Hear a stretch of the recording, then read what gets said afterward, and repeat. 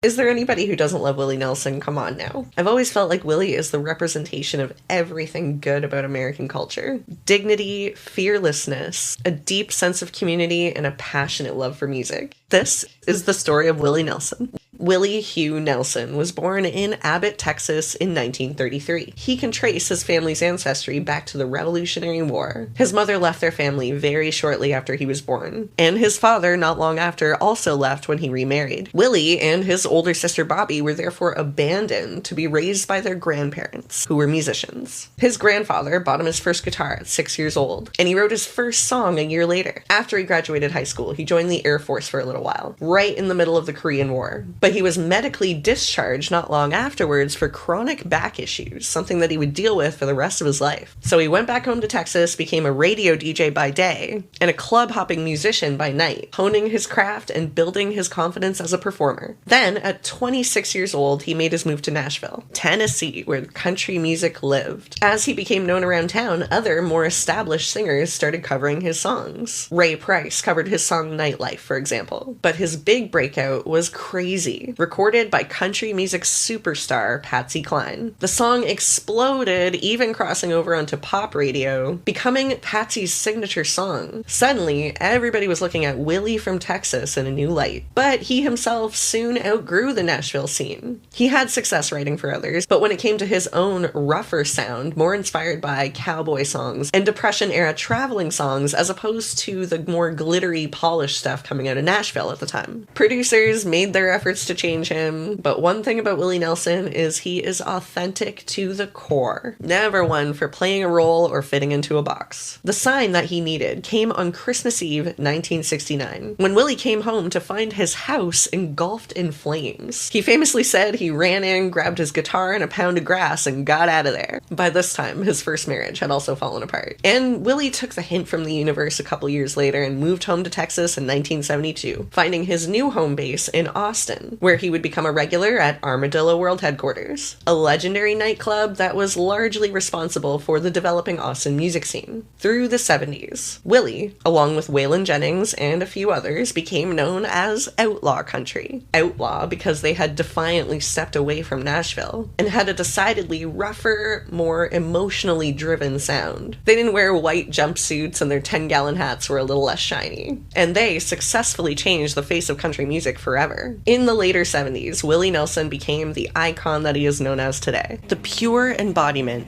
of classic American music.